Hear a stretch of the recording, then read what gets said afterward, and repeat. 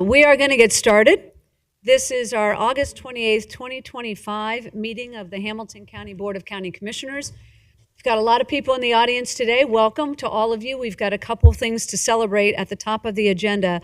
But before we get started, we always go with silent prayer and the Pledge of Allegiance. So please join us in silent prayer.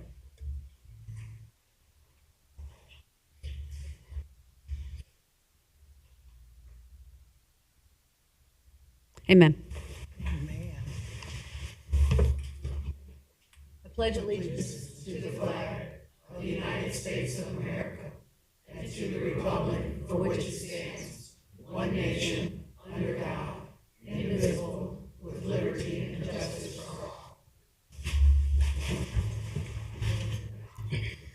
Let's do introductions from the dais. Christy, we'll start with you. Christy Rischel, Assistant Clerk. Leslie Hervey, Clerk to the Board. Stephanie Summerall-Dumas, Commissioner. Jeff Aludo, County Administrator. And Ann Schooley, Assistant Prosecuting Attorney. I'm Commissioner Denise Driehaus, County Commissioner. I'm going to make a motion to approve the minutes of the previous session. Second. Commissioner Driehaus? Yes? Commissioner Summerall-Dumas? Yes. Thank you. All right, we've got a couple presentations here this morning. The first one is a proclamation recognizing National Preparedness Month. Usually we would have Nick Crosley here. Is he out solving some kind of emergency somewhere?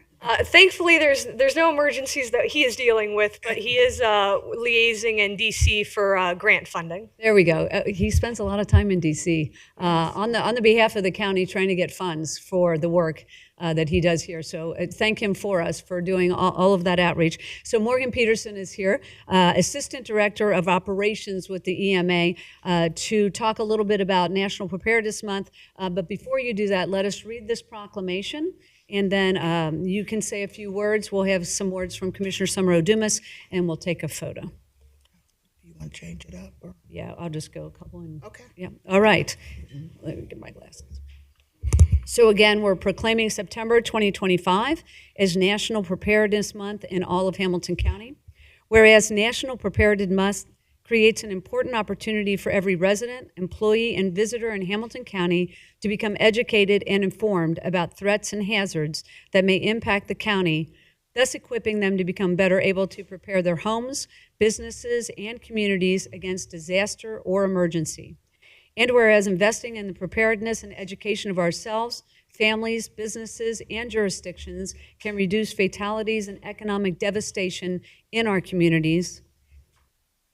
And whereas preparedness is the responsibility of every resident in Hamilton County, all households and businesses are urged to make preparedness a priority by being informed about potential threats and hazards, making a plan to respond to those threats and hazards, and practicing that plan for understanding and clarity. And whereas Hamilton County Emergency Management and Homeland Security Agency is working to increase public awareness of disasters and emergency preparedness by hosting a Partners in Preparedness meeting with community leaders to discuss the readiness level of Hamilton County, engaging in a robust social media preparedness campaign and promoting the emergency notification system here in Hamilton County, Alert Hamilton County. Now, therefore, be it proclaimed that on behalf of all residents and community members of Hamilton County, this board encourages all residents, businesses, and communities to develop their own preparedness plans and sign up for the emergency notification system Alert Hamilton County. And be it further proclaimed that the Board of County Commissioners of Hamilton County does hereby proclaim September 25th, 2025, September of 2025 as National Preparedness Month in all of Hamilton County.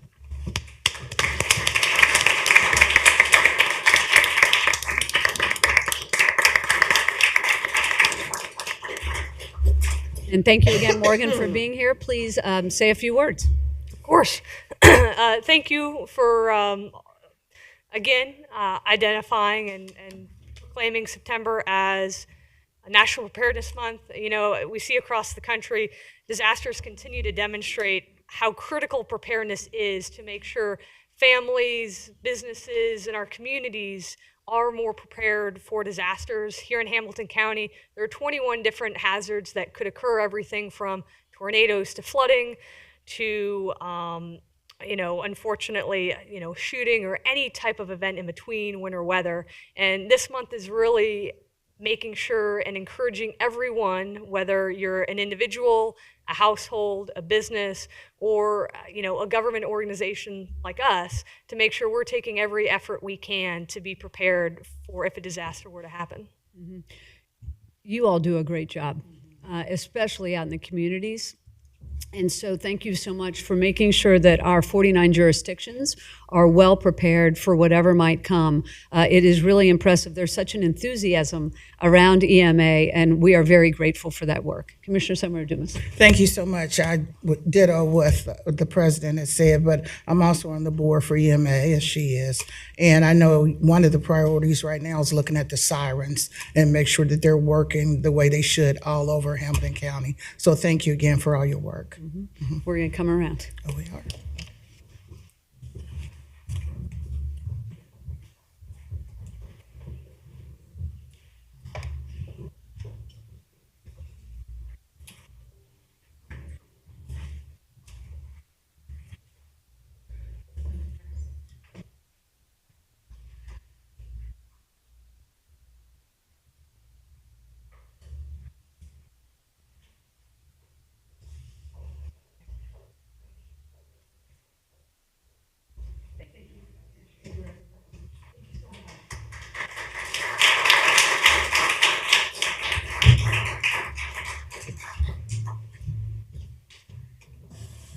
All right, we have another recognition. This is a recognition of Overdose Awareness Day, and we've got a number of guests here today related to this proclamation. This one is a sobering proclamation because we are recognizing that we've got a number of people overdosing in this community every day, every month, every year. While our numbers have declined significantly, and we celebrate that, the fact of the matter is we're losing hundreds of people in this community to overdose every year. And so, but we do want to recognize, though, the efforts that are taking place in this community, the collective nature of those efforts to make sure that we are all tied in with one another and doing everything we can to save lives, get people into treatment and long-term recovery. So thank you all for being here. It's a robust group here with us today. Megan Guthrie is here. Both begin with a G. So Megan is the director of the Office of Addiction Response here in Hamilton County with her partner Abby, who helps with all things. So thank you, Megan, for all the work that you do. I see a number of members of HCRC, the Hamilton County Addiction Response Coalition, are with us. Thank you all for what you are doing. My understanding is we're calling up a number of individuals to accept this this proclamation. So Danielle Jones is here. I just want to recognize you. She's here with the AAEW, the African American Engagement Work Group. This is a group that is helping us not only understand the specific needs of people in the African American community, but also lends the ability for us to do outreach in that community to make sure that we are communicating in a way that people are hearing the message in all of the sectors in Hamilton County. So Danielle, thank you so much for your work. I understand we've got Larry Spellman, who's coming forward from the AAEW, and Lisa Mertz with the Addiction Services Council is coming forward as well to say a few words. But before we get to that, Commissioners, we will read through the recognition.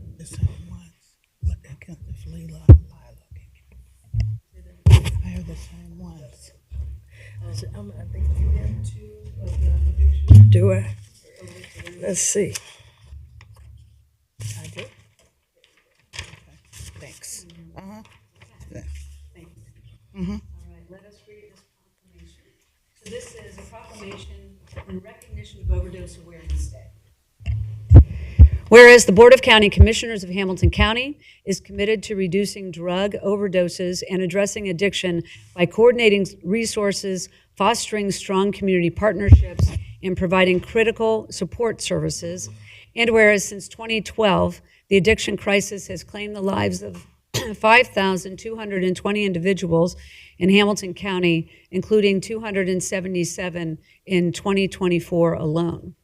And whereas collective efforts across the county have resulted in a 51% reduction in overdose deaths from 2017 to 2024, an encouraging sign of the effectiveness of the comprehensive community-based response. And whereas, while this progress is significant, the continued loss of hundreds of lives each year is sobering. It's a sobering reminder that behind every statistic is a person, a grieving family, and a community forever changed. And whereas overdoses and overdose deaths continue to pose a grave threat to public health and safety in Hamilton County, profoundly affecting individuals, families, neighbors, and the broader community.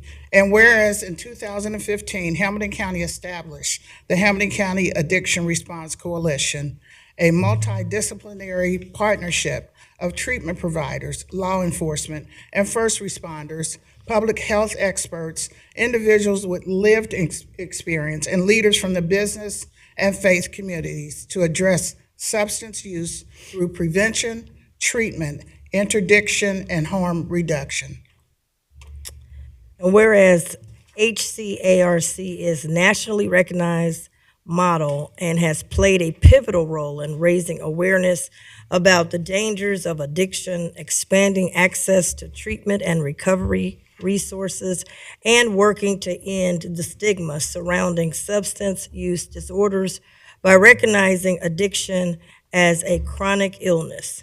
Whereas the board established Hamilton County's first Office of Addiction Response to coordinate HCARC's work, support the Hamilton County Quick Response Team, manage regional and local opioid litigation settlement funds, provide administrative support to the Hamilton County Heroin Task Force, and oversee various grant-funded initiatives aimed at addressing addiction and reducing overdose deaths.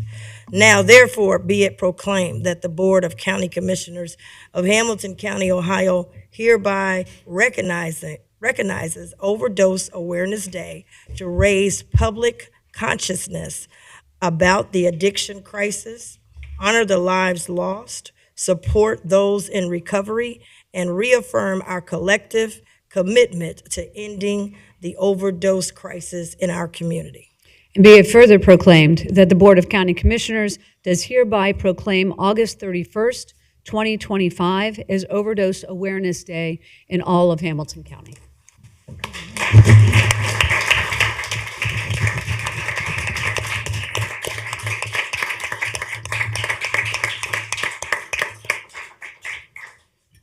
Mr. Spellman, you've got the floor. First of all, I want to thank the Board of Commissioners for what you do, because you have your part and we have our part. And together is how we make a significant impact, some change lives. I also want to recognize AEW's director, Danielle Jones, for what she does, her impact. There's nothing like having someone on your team who allowed me to come on board.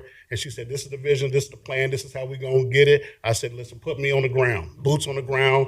I just point the direction and I'm there, because my vibe is the streets. Let me do that. And so she's been a blessing to me.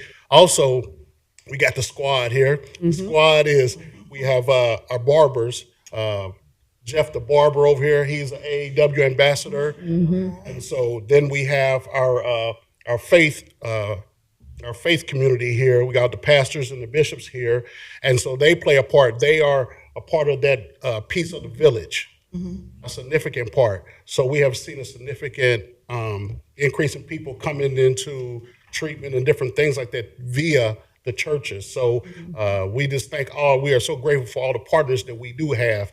And also, can't forget this, one of the most important, my wife, Sandra Spellman. That's my prayer warrior. She goes to war for me because she knows when I'm out here and what kind of situations that I'm facing. And so you guys get a great opportunity to check us out in full action, and that's going to be this Friday, the 29th. We got Washington Park, so you guys can come out if your schedule permits. We're gonna be from 3 to 8. You come on out and get to see us in action, see what we do, connect to us, let the people see that, you know what, you guys are not just behind here, you're doing something. And some people, I think, will appreciate that and value that, even though they kind of see you already. And so I want to personally invite anybody and everybody on board this Friday from 3 to 8, just sliding through. And the last thing I'll say is that I think that what AAW does, in a bigger picture, we stand in our lane, stay in our square, and keep our heads on a swivel, And when someone wants to get treatment, I, being a peer recovery coach, have lived experience, and I got my testimony. I go into a situation, it may be intervention or anything. Is either A, plant a seed, or water with the water hose, or B, I'll say, hey, let's get some treatment. We got some partners. We got a bunch of partners for treatment. Hop in the car. Let's go. Because I know what it's like. I'm what you call a repeat offender of treatment. So I understand the struggle of that. And so when someone is ready to make that move, we ain't wasting no time. So I'm so grateful for our partners, and I appreciate you guys for all that you do. Thank you. Thank you so much for being here. Commissioners, we'll also hear from Lisa Mercer. If you don't mind sticking around up there for a second. Lisa, will you please come forward and say a few words? Good morning, morning. Commissioners. Thank you. I also want to thank the AAEW. I remember I was teary-eyed, actually, my second year as CEO, because when I learned that overdose deaths for white people went down, while at the same time for African-American people went up, I knew I didn't know what to do. And the AAEW has helped us learn what to do and put those boots on the ground. And we actually had about half of our peer recovery support class this year was African-American individuals, which 4 years ago there was almost none. And I think that's a credit to their work. But I do want to say that on behalf of the Addiction Services Council, it's an honor to stand with you today as we accept this proclamation in Hamilton County. We do invite the community to join us for our free family-friendly event tomorrow, August 29th from 4 to 7, so you have plenty of time to go to both because they're not totally overlapping. We would have done them together, but I had already bought the tents and the zoo animals. So, Next year. and that's located at 2828 Vernon Place at the Addiction Services Council in Cincinnati. We do have everything is free: the pony rides, the petting zoo, grilled food, snow cones, popcorn. We have a DJ, speakers, raffles, grief support counselors on site, and more than 50 community providers. So I'm very proud of this event. It's more than just an event, though. It's a day of remembrance, connection, healing. It is our honor at Addiction Services to serve the families that are left behind after this devastating loss, and we get to say their names on this day. So today we get to fight for recovery so that no more lives need to be lost to overdose. Thank you, Commissioners, for your continued support, your partnership, and your commitment to saving lives. Thank you.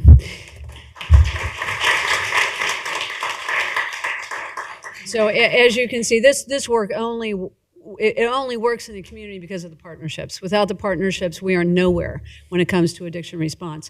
And so thank you so much for all that you are doing on the ground. There are a multitude of people here that are doing this work. I see you in the back. Thank you so much, because what we saw it was 3 or 4 years ago was a spike of overdose deaths in the African American community, and we needed to respond. And so we had a quick response team entirely dedicated to that community. But the AAEW, which was already in place, ramped up the activity, and today it is going full steam ahead, doing all this work and reaching out in the community in ways that we just weren't capable of a couple of years ago because we didn't have that kind of support. So thank you all so much for being here. I'm going to turn it over to my colleagues, and then we'll take a photo, and I would appreciate it if all of you would come forward for the photo, because this is a team effort, and we want to make sure that we're capturing the team. Commissioner Sommer-Odumas. Thank you so much for the passionate statements of both of you.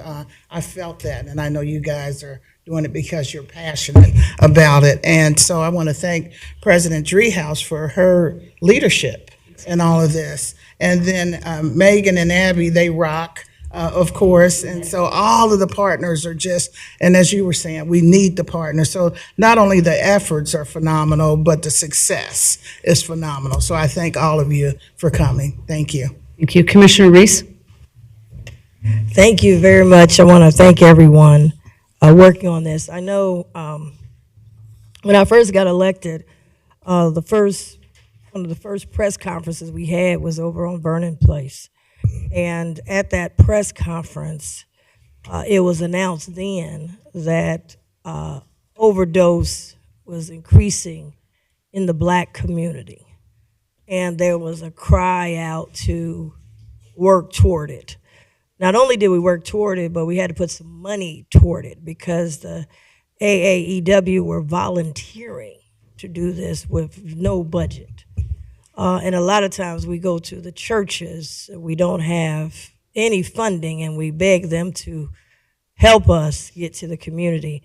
And I'm proud that now we have not only an organization and a partnership, but our board, we came and we put some money up because we needed to have a full staff that is dedicated to this day and night. I see the legendary Pastor Donald Jones, his job is to preach and get us to heaven, but he needed somebody else to focus on these other issues, and his daughter Danielle's been doing a fantastic job along with the Talbot House and others. So I'm happy to see that. One thing I do want to share, though, they had to overcome a lot of stuff because going to church, it has a stigma. And they trust the pastors, they trust the barbers, they trust the people in the community. And these are things that we just don't talk about in our community. And so they had to reduce the stigma. I had a chance to go to one of the events that Danielle and AAEW put together at Corinthian Baptist Church.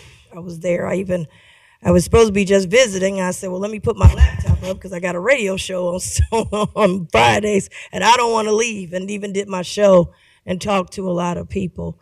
This issue of addiction is already tough, and it's going to grow even harder now with stress that's happening. I just got off the phone on my way here counseling somebody who had lost their job. The check ends today. This gentleman has been taking care of his family and said he don't know what he's going to do because the job ended and the check ended on the same day. And this is a good company he worked for, corporation. I also talked to a parent who, I won't say the name, but the child came here to go to college, and they smoked some weed, and the weed was laced. And this person was going to be a big-time star. And now their person is in mental health and don't know what to do. It was laced with meth. Dr. Cartwright's son killed himself. And he wants to know what can he have done to have prevented it. So these are big things that you guys are working on the ground. We're going to need you now more than ever because people may turn to things that they shouldn't turn to because they have nowhere to go with the extra pressures of the world. So I appreciate we've got people who are experts with addiction, and then we got others who say there's a higher power and they can give them faith.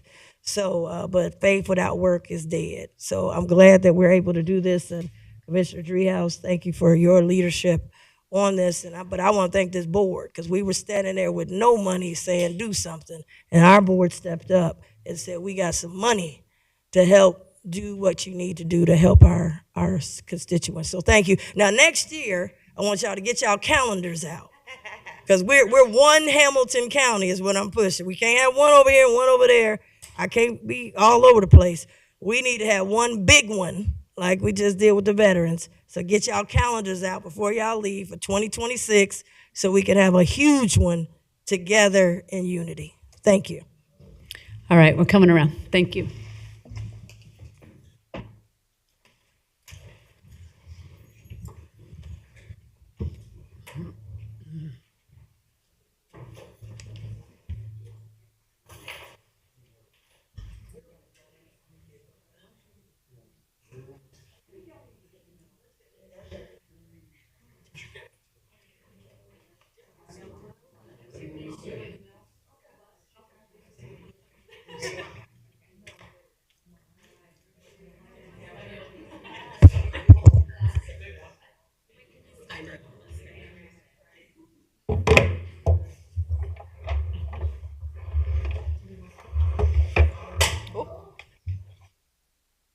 you. Here, we'll just set it on the floor to like move it back.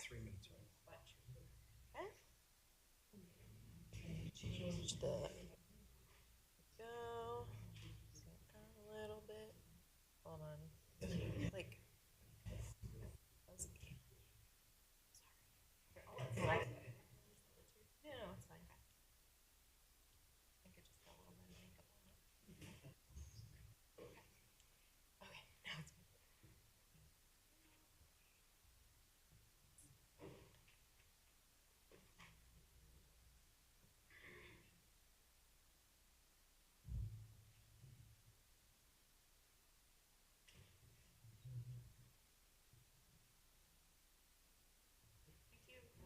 Hold on, one more. Someone blinked.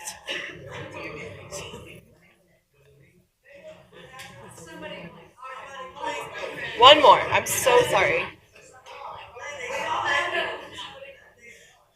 Okay. 3, 2, 1. There we go. Thank you.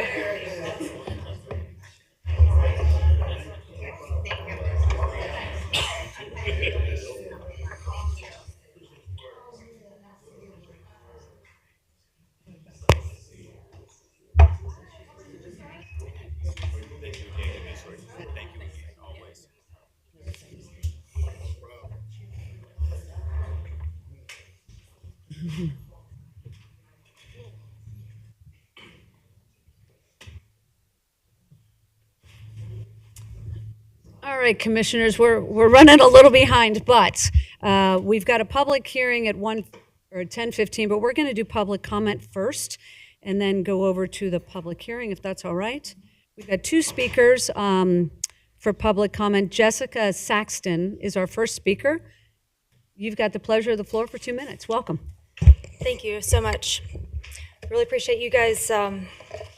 Seems like you have a genuine interest in your constituents, and I appreciate that. My name is Jessica Saxton. I'm a civil rights advocate and litigator from Washington, D.C. I am here to provide public notice. This is in accordance with USCS Rules of Civil Procedure, as well as Rule 17 and Rule 20 of the United States Supreme Court. The Constitution of the United States is the overarching requirement that every state must follow. I don't think anyone here would disagree with that. States cannot enact their own alternative legislation and substitute that for the guarantees of the Constitution. That would mean that your state laws are more powerful than the Constitution, and that is simply illegal. Clause 1 of Amendment 5 to the United States Constitution says that no person should be held to answer for a capital or otherwise infamous crime unless on presentment or indictment by a grand jury. However, the state of Ohio has enacted its alternative legislation that permits prosecuting attorneys, police officers, and judges to charge by way of information as opposed to indictment, and that is simply illegal. An emolument violation is when you pay a public official to commit a crime. There are 2 areas of the Constitution that reinforces this. The first is Article 1, Section 10, and that's where it says that no state shall create any law that shall impair the obligation of contract. I'm sorry, go ahead. Reclaim time. I'll take your time or anything, but the signers seem to have a little bit of trouble. I don't know. I know you talk pretty fast. I do too. If you can maybe just slow The down interpreters. just a little. The interpreters. We're only given 2 minutes, but so can I? Please continue. Please Do continue. you want me to slow down? And Just a little, and we'll give you a little more time. okay, thank you. So an emolument violation is when you pay a public official. The emolument is spelled E-M-O-L-U-M-E-N-T. Emolument. An emolument violation is when you pay a public official to commit a crime. So there were 2 areas of the Constitution that reinforces this. The first is Article 1, Section 10. That's where it says that no state shall create any law that shall impair the obligation of contracts. Your police officers, your sheriff, your judges, your prosecutors, they're all under a contract. That is a contract to perform based on their oath or affirmation that they took to support and defend the Constitution of the United States. The second area is the 14th Amendment, and that's where it says that no state shall create or enforce any law that shall abridge the privileges or immunities of United States citizens. Privileges and immunities of United States citizens are at a minimum those that are enumerated within the Bill of Rights and the first 10 amendments. The state of Ohio, unfortunately, has enacted in its inferior constitution a law that is permitting your public officials and your law enforcement officers, whom you all pay, to violate the supreme law of this land. Mr. Tanoa Downing is preparing to litigate this issue at the United States Supreme Court on behalf of more than 700,000 people currently incarcerated across America but there's a lot also here in this state. I'm here to notify you that you cannot continue to pay public officials to break the law of the Constitution.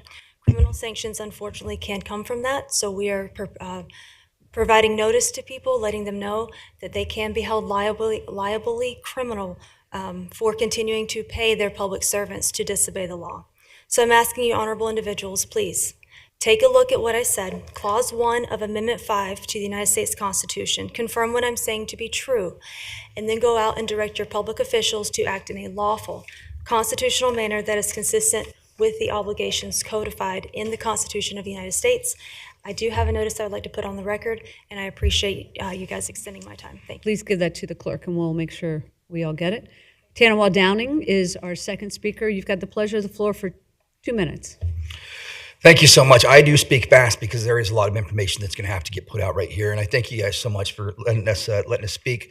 So I'm the civil rights litigator from Washington, D.C. that Ms. Saxon was just talking about. I'm here because I need to provide a little bit of clarification so we can understand what was just said and how do we move forward.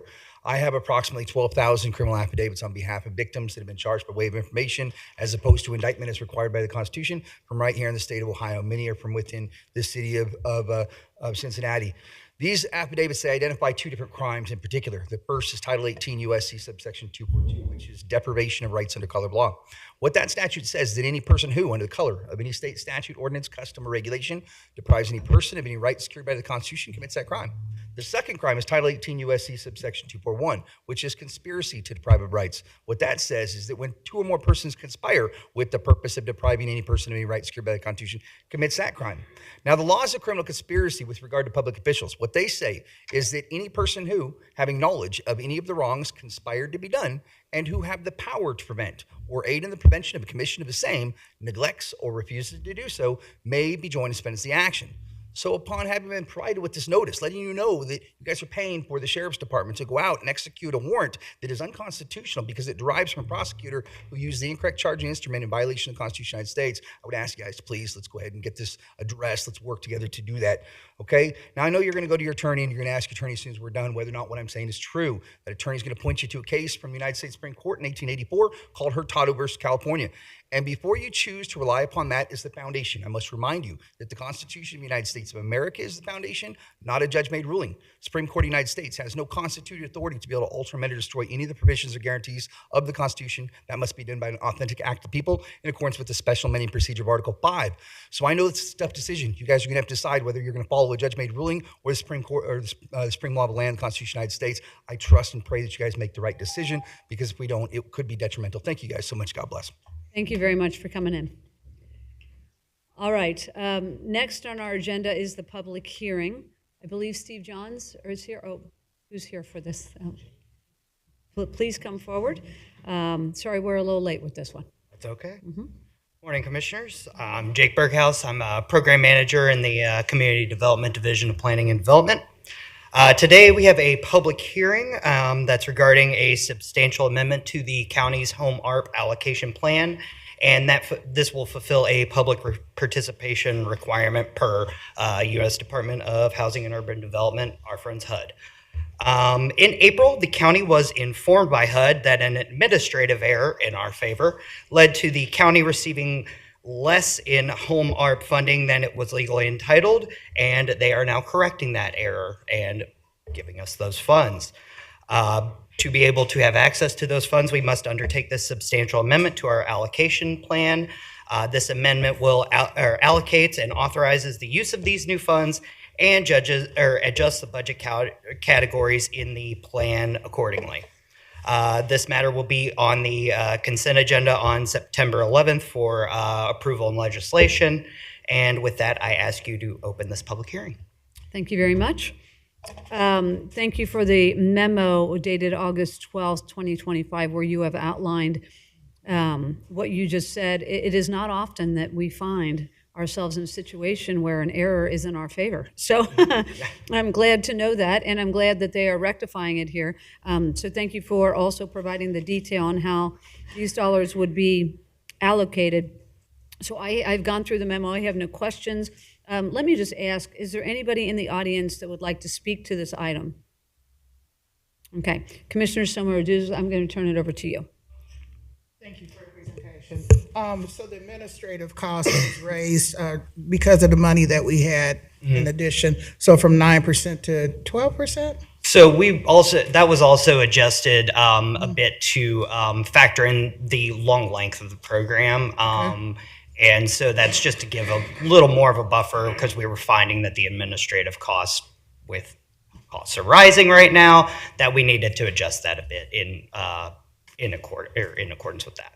So are my numbers right? Your numbers are correct. Okay, I yes. just wanted to make sure. Okay, that's all I had. Thank you. Commissioner Reese? No questions. Okay. Again, anyone here to speak to this item? Seeing none, I am going to, do I have to make a motion to close the hearing? I think that would. I'm going to make a motion to close the hearing. Second. Commissioner Dreehouse? Yes. Commissioner Summer Dumas? Yes. Commissioner Reese? Yes. Thank you. We'll look forward to seeing this on our next agenda. Thank you very much. All right, let's move back to comments and motions of commissioners.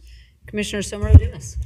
Thank you so much. We have a presentation once a month. We try to have a recipient of the Inspire Initiative come to our board, and we took a little hiatus on July, and so here we are in August. So Alice, would you Bledsoe, who coordinates it along with Robert Bell, oversees all of it, if you'd like to introduce our guests.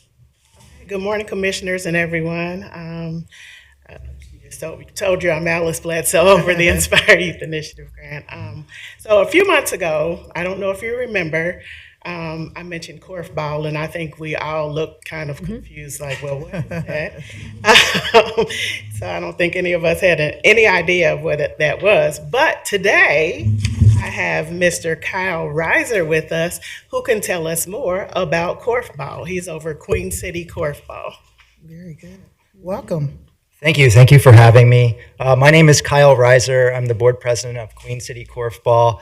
We are a small sports-based youth development organization utilizing korfball as a vehicle for youth empowerment.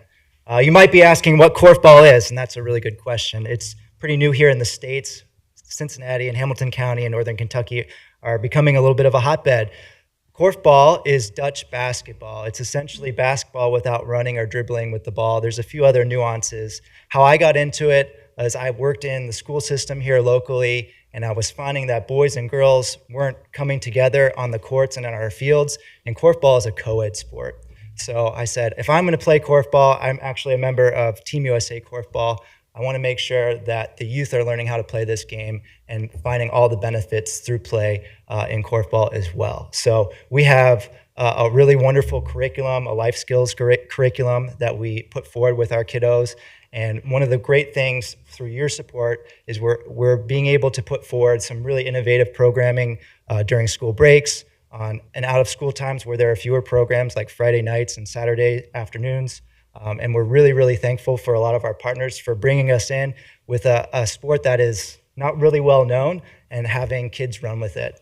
It's a lot of fun. We've had, this last school year, we had about 200 kids play, recurring kids play over 10 different sites, schools, Cincinnati Recreation Commission centers, independent rec centers, and we're launching a number of things this upcoming school year. Our flagship locations are in the West End at the Neighborhood House in Lincoln Center, where on Friday evenings we're going to have a similar program to the Swish program. We're emulating that with Friday nights with pizza and food and speakers, and it's going to be a really great time. And the support from the grant itself is very flexible and really supportive and helpful for us. We don't have a lot of funding coming in, and funding that allows us to put food forward for kids to get them in the door is really, really impactful, and goes without saying that it's a game changer. So I appreciate that very much. We have the ability to drive our kids to meet other kids and play, not only locally, but across the country now, and support through your dollars is making that happen too. So we're broadening our community locally with kids getting to play each other through this sport, and they're meeting kids and becoming part of a global korfball community, which is really, really exciting to the extent where we're taking 5 students from the West End to the Netherlands over the spring break. They've earned their passports, and we're going to do kind of a training camp this spring with the national team of the Netherlands and other organizations over there. we've been really well received internationally, and we can't wait to continue to build things up here locally. Thank you so much for your presentation. That is fantastic, the things that you're doing. I was looking on that summary, and you also, of course, focus on skill building, team building, exercise, and interpersonal skills, which is so important with our young people. And the fact that you're putting the males and females together to interact is just awesome. So really excited about that. And the uniform shirts you were able to buy because of our contribution. We have to look the part, yeah. Yeah. Very good. Yeah. So I'll just. Okay, yes, thank you very much. Thank you for what you're doing. I have seen korfball. Yeah, you came out to our That's been a while our back. event last Yes, September. I remember that. Thank you Now for that you're coming. saying it, I'm like, oh, right, I remember this. So, yeah, thanks for what you're doing. The youth impact, obviously, is what we're most interested in. And so thank you for doing that. And all three of us have participated in sports activities at younger ages for all of us, I'm afraid. But understand the value of athletics when it comes to building skills amongst our youth. So thank you so much, particularly on Friday nights and Saturdays. That's the key time to get them engaged. So thank you again for being here. Commissioner Reese. Thank you. Yeah, I was just going to say, as a former basketball player, I like that part about no running. That's right. I had to take this up. No running involved. I love that. No, I just wanted to thank you for introducing this international sport to our youth. And, we hear so much negative about the small percentage that are doing wrong. I want more on the larger percentage that's doing right. And so I appreciate you doing that. I want to thank Commissioner Dumas, because when she brought this, certainly I'm all on board supporting it, so thanks for that. And again, congratulations. So this is a different narrative. You just said you're in the West End, you're downtown, you got youth doing positive. These youth now are gonna get passports and maybe travel outside, never been outside their neighborhood before. This is a big deal, so thank you, Alice, and of course, thank you, everything that you guys do, but this is great. Thank you, Mr. Bell. Yeah. Thank you. Appreciate your time. Thanks. Real quick. Sure. Yeah. Okay. Great.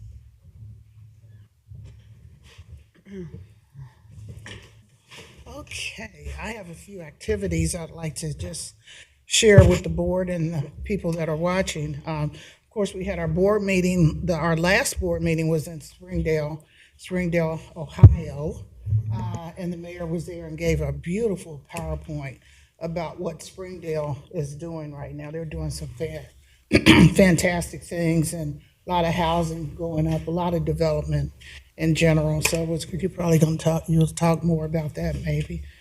I went to an interview with Dana Gagin, who is from Waycross Community TV, regarding our Forest Park satellite office. Was joined by JFS staff to really try to bring light to the satellite office. We are slowly but surely getting more people to come in, but we wanted to spread it all over, not just Forest Park and Green Hills and Woodlawn, but all over the county. In case people don't want to come down here to Park or whatever, they can go straight out there. So I think it went well. It's on our website if you want to take a look at it. And then we had a press conference earlier in the week, last week, as it relates to property tax relief and how we can help. Actually, the treasurer had that press conference, and Commissioner Driehaus and I were part of that. Anything we can do to help with property tax, that's what we want to do. And then I attended the CPS legislators luncheon. It was really good. School had not started yet, but they are really interested in getting elected officials involved to see how we can help them with some problems and maybe provide some solutions. And it was a great event. Also, it was a luncheon, and then I attended the One Ohio small group meeting. It was actually on the webinar, and so we looked at a few of us looked at the successes and some of the things to look forward to in the future and all the hard work that they're doing. And I presented a proclamation on behalf of the board on Saturday for the 55th pastoral anniversary celebration for Reverend Dr. Orlando B. and Lady Margie Yates, who have been pastoring for many, many years. So 55 years is a long time. And then I attended my staff attended the Ohio 250 meeting as we look at the 250 year of anniversary that's coming here, along with River Roots will be part of that and everything. So, and lastly, I went to the Visit Cincy Executive Committee meeting just this past couple, it's kind of going together, but it was a really good meeting. Executive meeting, then we had an executive session, but Visit Cincy gave out some data as far as the hotel usage and talked about the convention center that will be opening soon, and very informative. So there's lots of great things going on in the county. That's all I have. Thank you. Commissioner Reese? Yeah, thank you. I just want to also piggyback on the fact that our meeting was at Springdale. It was great, a huge turnout. I know you're going to probably speak about the Women and Girls Commission new appointments, and that was fantastic. So I know you'll talk about that. Happy to support it. Mayor Hawkins, he did a great job talking about what they have going on out there. I mean, they've got a lot going on, and was really happy to hear that. And then we were in their new renovated space where they have their meetings, and I think we were the first meeting in that space, so we got to test it out for them and make sure the mics are working and everything else. So that was fantastic. So I was happy to be there and be a part of that. Also, Saturday, we had our second annual Hamilton County Military and Veterans Appreciation Day, and it was phenomenal. Thousands of veterans and their families were there for our second time out, and got a chance to talk to a lot of them who came last year, and they were saying it was great. I ran into someone that came last year who said he was homeless when he came, and he had trouble connecting. And I'm very happy that we now have a better partnership with the VSC, and happy that we were able to make some appointments to the board. Lincoln Ware is my appointment. He was there, of course, and others. But I was very happy because this person said that they couldn't get any help. They were turned away, and it was not a positive experience. But that they heard about the Appreciation Day last year, and they came, gave it a chance. Well, he came back this year to say that he has housing, he has a job, and he's getting his benefits. And that's the kind of stuff I heard over and over from different veterans and their families. So we want to thank them for that. In addition to that day, we could take that down. In addition to the day, I want to highlight this was a joint effort with the Hamilton County Veterans Services Commission. I'm very pleased that our board has given the largest budget in history to our Veterans Services Commission. They'll have a new location. They'll be having a new office that they're going to be doing. Very happy about that. And just happy that this was able, I want to thank my colleagues, was able to go from an idea. I said, hey, it'd be great to have this one stop and this one day, and to see it go to 2 years now. And this year we were at Sawyer Point. So I want to thank the organizing and planning committee members. I want to thank the interim executive director, Glenn Wellings, who took over because Sansa had gotten appointed and moved on 2 weeks before the event happened.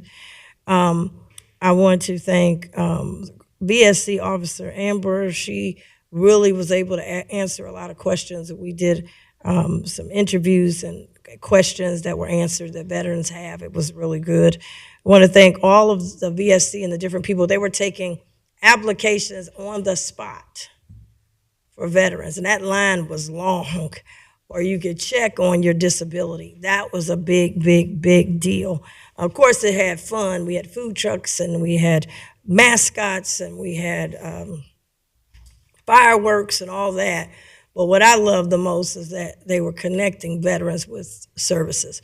Our Office of Small Business had a table there, and they said, man, their table was overwhelmed with veteran businesses that are ready to do contract work and connect with us and connect around the county with opportunities. And so I want to just thank them. I want to thank, of course, Anson Turley, that was part of that committee, and Bridget Daughtry and Amanda were there capturing everything. Cheryl Floyd, Lori Jennings from the clerk's office, our county recorder, Scott Crowley. I'm really going to be working with him to push this DD 214. I learned a lot about that because there are some lawsuits for some different wars, and there are benefits, and the veteran may be deceased, but these are benefits that's supposed to go to their families. But if you don't have that DD 214 on record, it's almost like having a deed. You're not connected. And Jackie Taggart Boyd with my office, who wasn't with my office then, had heard about the event we had last year, and then she had her uncle, who then, from the 513 relief bus, we had it, she had him go get his DD 214, had no clue that a year later he passed away. And it was the DD 214 that she had to take to the funeral home and those kind of things. So these things are real, and I'm just happy that we're able, and our clerk of courts, Pavan, also a part of the committee as well. The treasurer's office had a booth there, and I'll talk about that a little bit later, what they were promoting. And it's just phenomenal. It's a lot different than it was 2 years ago. So just want to thank, this is one of our premier events for our county. It's free, everything from the parking to coming in to the help. And this year we had 80 plus partners that were there to help veterans. People were coming up into the apprenticeship. I was at the apprenticeship booth, and they were coming up to the apprenticeship booth and signing up. So it's just, it was just a sight to see. And we had great weather. I mean, that's the thing you always worry about, the weather. We had great weather, great entertainment. So it's just you saw families coming together, enjoying it together, meeting each other. The different branches, having their nice camaraderie. And my grandfather was in the Navy, and Phil Beck talks about that. He's like, the Navy was represented. Yeah. So all of them were represented. But then my sister-in-law would say, well, the Air Force was there too now. So it was just good to see that family bond of Hamilton County, but then helping veterans. We're leaving too many benefits on the table. And we've got to make sure that all of the veterans that come back to Hamilton County, they're connected. We have vans now. Of course, we have the bus with Metro, but we also have vans now that they premiered those that takes you from your house to your appointment. So they're really doing it. They've hired more people to help people. So it was great. The VA had their big operation there, and people could go in and get help on the spot. The auditor's office was there as well. I want to thank them as well. So everybody was there, the sheriff's office. I mean, it was just a great, great event, and I can't wait to hear about next year's kind of a rival now. Great American Ballpark, which has the name Sawyer Point, but yeah, we have more partners, so I'm anxious to see the feedback from the different veterans. Also, I want to, former mayor of Lincoln Heights, Mr. Hatton, who's also a VSC commissioner, I had no idea they honored his family's legacy because they were in a Marine, that was an all-black, I think, Marine group, and they didn't acknowledge them. Well, they had someone come to bring the gold star medal that came from out of town to present it to the family that's from right here in the Lincoln Heights area. So that was really big, a big surprise. So they did a great job, and also Cincinnati Parks, we want to thank them. And of course, the U.S. Army. Teresa Burns will kill me if I didn't say the Army, and Lincoln would kill me if I didn't say the Marines. So I had to make sure I get them all in. But the disabled veterans were there, and then the first all-female group. They said people walk right past them. They were there, front and center, and so people did some interviews with them. So it was just a great thing. So Parks did a good job as well. So I'm still in awe of that day, and just thankful to everybody we've been able to help.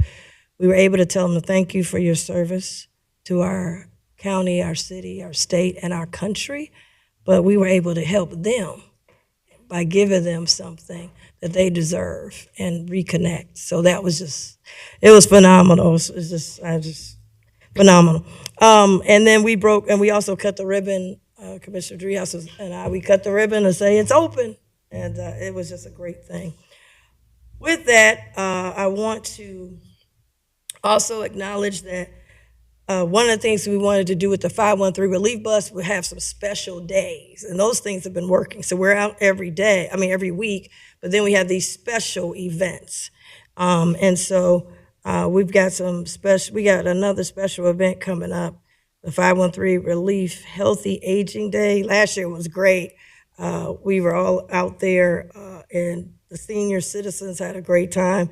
So the next one is focused on senior citizens, and it'll be Wednesday, September 17th, 10 a.m. to 3 p.m. At the Word of Deliverance. And so we're excited to be back out there.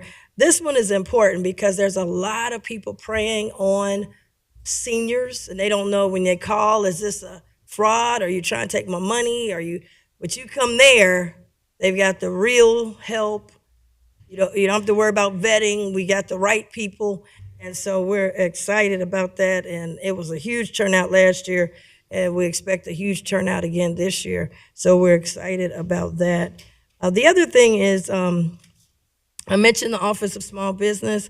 One of the things I said, hey, it'd be great. We need to have a pitch night. And I want to thank my colleagues for supporting that effort with me, and we will have our second pitch night. The first one was phenomenal. It blew all three of us away, and I think we all wanted everybody to win. We were like, they just all too great.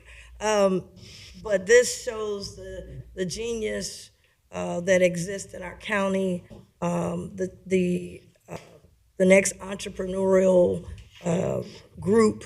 And so if you're a small business or entrepreneur, you have a great idea, we have a pitch night, but you can apply until Monday, September the 8th, to try to become the next big idea. And that's going to be September 8th. And you can go on our website, Hamilton County website, go to the small business, and you can click on, we've got some prizes. First place, $5,000, second place, $3,000, third place, $1,000. And then there's an audience vote. You can get $1,000.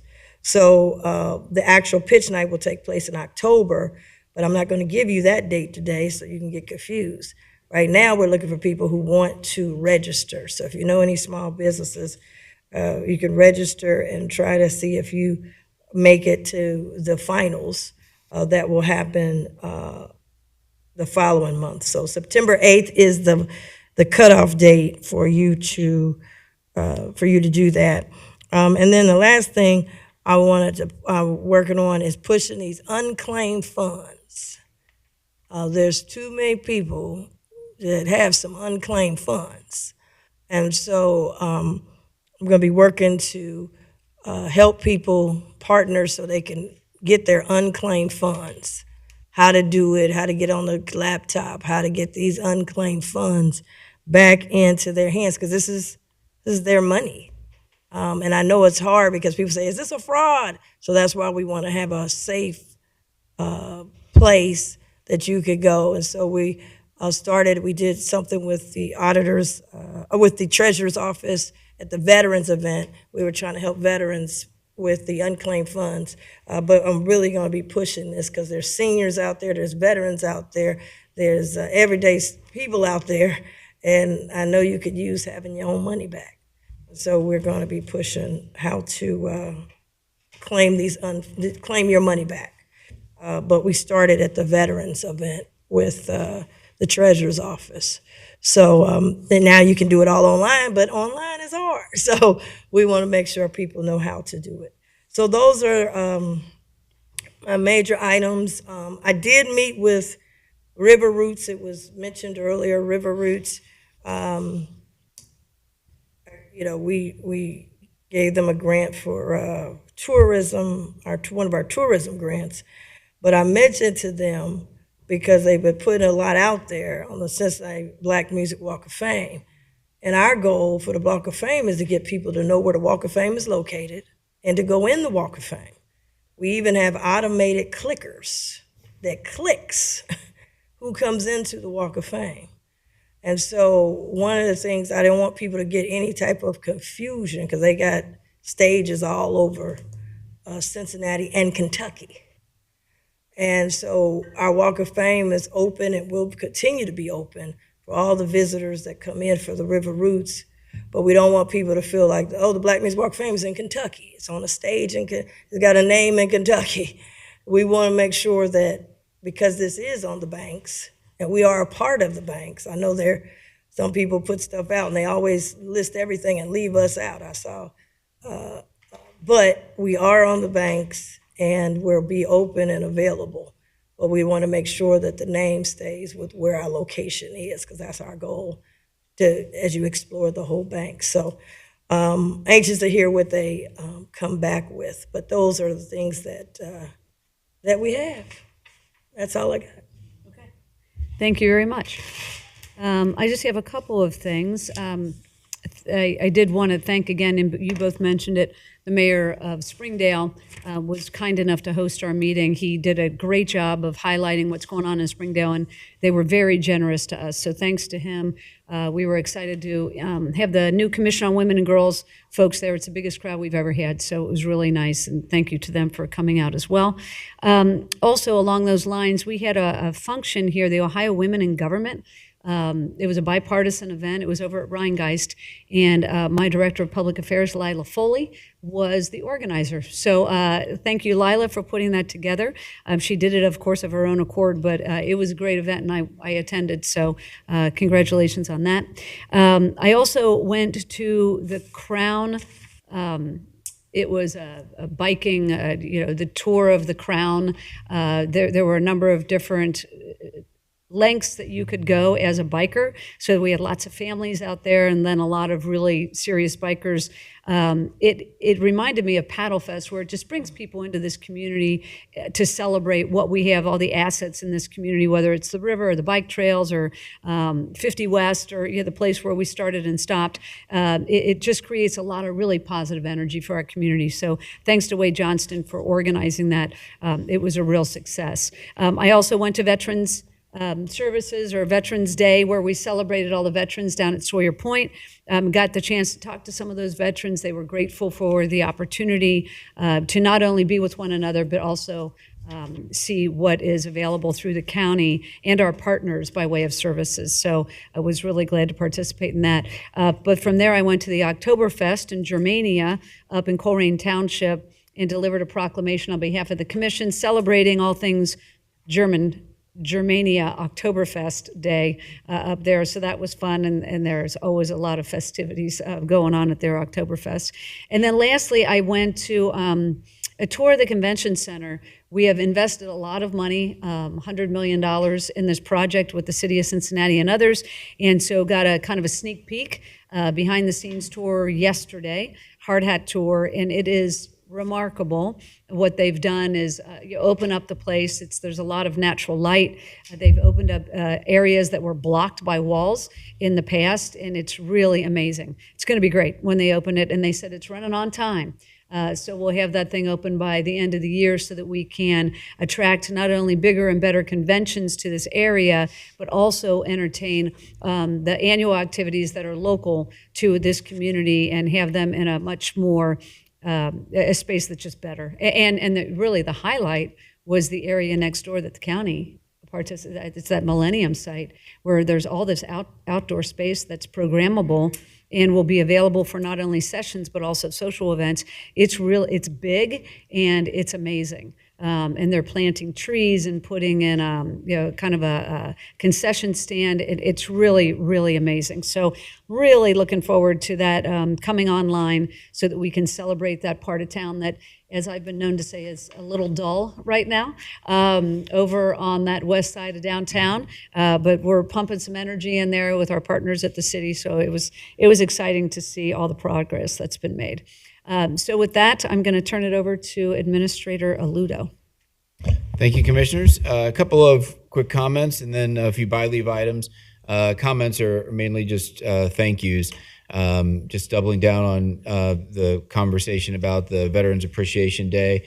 I was not able to make the event this year, but I want to thank all the county staff who did, and particularly from our office, as Commissioner Reese said, Anson, Cheryl, Bridget, and Amanda, and everyone else who volunteered this weekend to make that event the huge success that it was.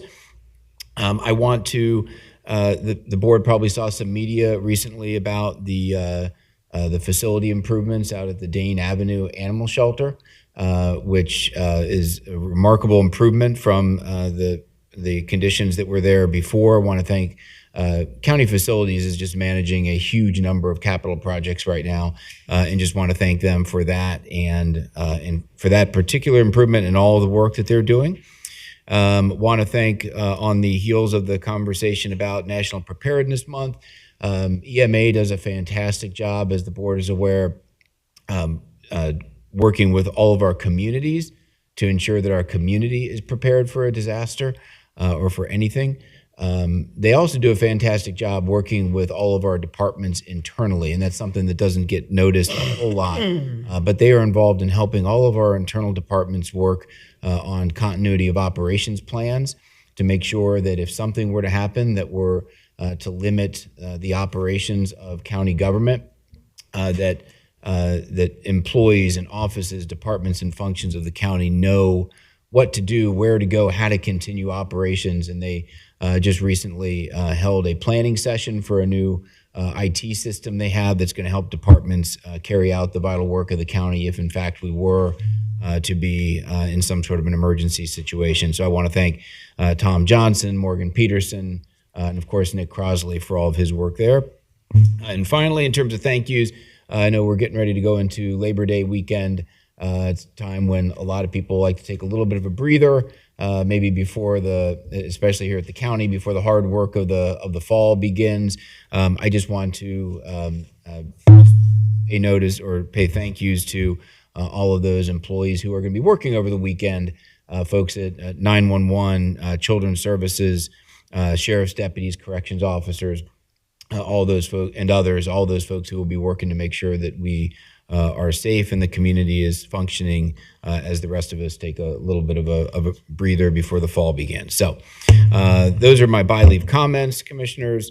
I do have there are 3 by-leaves in your packet today, and I'm working off an earlier version of the agenda, so I want to make sure that it lines up appropriately with your calendar. Yes, so by-leave number 1, Commissioner, is a consulting agreement, is a resolution authorizing a consulting agreement with Walker Consultants for an operational assessment of county-owned parking facilities. Just a little bit of context for what this is. A few years ago, we started the process by which every year a different county function would get put through a continuous improvement process to make sure that we are operating as effectively and efficiently as possible. We're wrapping up one in the Human Resources Department right now. This is another one of those using Walker Consultants. As the board is aware, we have a leadership change that has recently occurred in our parking facilities. This is leadership changes are always a good time just to take restock of things and look for new, different ways to do things, different ways to to save money and enhance revenues, et cetera. So Anson has been guiding this process with our stadia and parking staff, and we have that agreement here. We wanted to get started on that as quickly as possible. That's why it's coming forward as a by-leave item today. I recommend approval. Again, Anson's here if there's any questions on the process or the specific project. And Commissioner, I don't know whether you want to take these individually or if you want to take them all at once. Yeah. Do you have a preference? Separately, because they're so different. Okay. Sure. All right. Any questions then related to by-leave number 1? No questions. Yes, I have a question, or a comment rather. On this, dealing with the parking assets, one of the things I think is important, I'd like to get a copy or understanding of all parking contracts. We had, I think, a while ago, but he's gone now, Joe. But even with that, he never put up on the board. He gave us a, I don't know, handwritten thing, but I asked for more information. I need to find out, we have these parking arrangements with different entities. So like Heritage Bank, they get a percentage of parking. I mean, when does that end? Because if it does, I'd like to get a vote on it. I don't know if I want to give all this to Heritage, and who did it? When was it voted on? Are these agreements lifetime agreements? Do they have any expiration dates? We have one, Andrew Brady, they get a percentage of the parking. So not saying I'm against them, but I need to know, are these lifetime contracts, or will these be contracts that will be up for, just like we just did one with the lease. I didn't agree with it, but you did the lease, 93% to the Bengals, but at least it had an expiration that it had to be relooked at. I'm sure the Reds, when their lease is up, they would have something to be looked at.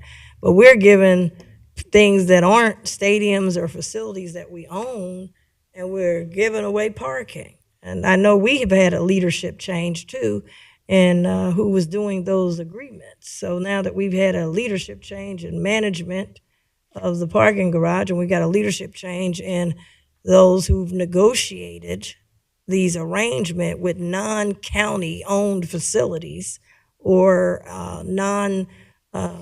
We're not the landlords, because people move downtown all the time and they don't get a piece of the parking. Freedom Center was built. They don't get a piece of the parking. They barely could even get their staff, two or three spaces. I remember Mr. Ludo talking to you, said, oh, if we do it for them and give them 2 or 3 spaces, then we'd have to do it for everybody. But we're doing it for a lot of these things. So I just think all contracts must have an end date and a renewal. So then they may have. I just don't know about it. So now that we're assessing it, I don't want to just assess the management and the brick and mortar. I want to assess all parking agreements that we have. You may know of others, because I don't. These are just ones I bumped into accidentally. But I like to know what are all the contracts, and then look at them and see how we should handle them as we move forward. Sure, and Commissioner, just in response, I think that the operational review will necessarily blend into that, because it is a review of not only expense management but also revenue generation, et cetera, and the contracts are obviously a big part of that. So we'll work with them to make sure that we get that, and we'll probably be able to provide something sooner rather than later, just in terms of the list of all of those agreements, and we'll work with Joe Paul to get those now. Okay, yeah, and I'd like a copy of what it actually says. I've never seen it. Yeah. Thank you very much. Welcome. All right, thank you. I'm going to make a motion to approve of by-leave number 1. Second. Commissioner Dreehouse? Yes. Commissioner Summer Dumas? Yes. Commissioner Reese? Yes. Thank you. By-leave number 2. Thank you, Commissioners. I'm just going to turn over to, you're going to get used to seeing Phil Beck and maybe Joe Paul in his absence as the renovations down at Paycor start. So as opposed to me delaying anything, I'm just going to turn it right over to Phil to talk about the next trade contracts at the Paycor. Thank you, Jeff. Good morning, Commissioners. Phil Beck, Banks Project Executive, here to talk about the last 3 of 7 total trade contracts that pertain to Paycor, Club, Vertical Transportation. These last three pertain to architectural interiors, mechanical and fire protection. That's number 5. Number 6 is heating, ventilating, and air conditioning. And number 7 is electrical work. And these, as I say, are all part of the escalator rehabilitation for East and West clubs. Any questions or comments, Commissioner Summer Dumas? No questions. Commissioner Reese? Yes, I do have a question. Now, these are the ones that go just to the club level only? Yes, both East and West side. Where's the one that goes up to the cheap seats, the ones that we've got a lot of complaints on? Are we moving on that? Is that being repaired or? That is separate from this. This is Yeah, only no, I know pertaining it's to the separate. club. I mean, it's separate from this amount of money, but Yes, I need to know where. I wouldn't want, Yeah. you know, I want you're everybody talking about to be able to that get on really long, that works. that very long escalator. Yeah, is that Yes, being it is being repaired? worked on. Yes, Yes. it is being prepared. I will also say that just that we're talking apples and apples here, that that while this is a complete re-envisioning of the vertical transportation on the club levels, all of the escalators in Paycor Stadium, by the board's action earlier this year, are being entirely refurbished. So there has been. It's not like those escalators weren't touched. We refurbished every single other escalator in that building while we are at the same time replacing these. So just want to make sure you know that there is actual work that's been done on those to make sure that they are functional, et cetera. They were completely refurbished. I think they ended right before the music festival, I think. Okay. There was a question about safety. So they're safe. The place is safe. Absolutely. And it will be working. You can get up to the top. Yes. Okay, because that was the issue. My next question, though, on here you have one of the people that won is Northern Kentucky Heating and Cooling. Was this a bid thing? There was nobody over here in Hamilton County that's got a heating and cooling company that could have done this? That was the only bid that we received. Only one you was, okay. It's good to know. I just want to make sure that's. Let me make sure. Know. I'm sorry, there was a second bid, but it was about twice the amount. I'm sorry. Yeah, that was from Peck, is the name of that company. Yeah, we received 2 bids on that particular trade contract. Northern Kentucky was $478,000. Peck was $830,000. Okay, thanks. In case somebody asked, I wanted to make sure. Okay. I would also note, and Phil, I don't know if you were going to say this or not. I think there's 3 trade contracts. I think United Electric hits 8.1%. WBE Universal hits 16.5%. MBE and 8.9%. WBE in Northern Kentucky Cooling is at 19.75%. MBE and 4.7% WBE. If I got my numbers correct, Phil. Yep. And they also, Northern Kentucky is also at 29% SBE. 20 was the goal. That's great. Okay. Yeah, I think that's wonderful. But I also want to put on the list, I want some local jobs and local companies. But if they're the lowest, that's fine. I wanted to ask that question in case somebody sees this and say, what happened? Yeah, So good thank you question. for the answer. Yeah. All right, thank you. I'm going to move that we approve of by lead number 2. Second. Commissioner Dreehouse? Yes. Commissioner Summer Dumas? Commissioner Reese? Yes. Thank you, Lead number Commissioners. 3? Thank you, Commissioners. By leave number 3 is actually an emergency pipe repair at Paycor Stadium. There's a pipe that is failing that is right over a reconstructed locker room area that if it were to burst is going to cause a significant amount of damage. So obviously want to get this repaired quickly. As such, the team and Joe Paul down at Stadium Parking have worked through Jill Williams in purchasing. There is a section of the Ohio Revised Code that authorizes and allows for emergency procurements to take place if something were to previously had to have been competitively bid. So there still requires quotes, so it's not as if it is done without checking the marketplace. So the quotes were received on this, and the contract is in front of you today as by leave item number 3. It does require, the Ohio Revised Code requires a unanimous vote of the board in order to move forward with an emergency procurement of this perspective. I would strongly recommend that we approve it to avoid what could be a much more significant amount of damage to the facility, and the fact that we are proceeding with a procurement that does still comply with the Ohio Revised Code. So recommend approval, Commissioners. Thank you. Commissioner Summer Dumas. Yes, I had a question about this, Jeff, specifically. As you were saying, this is a renovated locker room.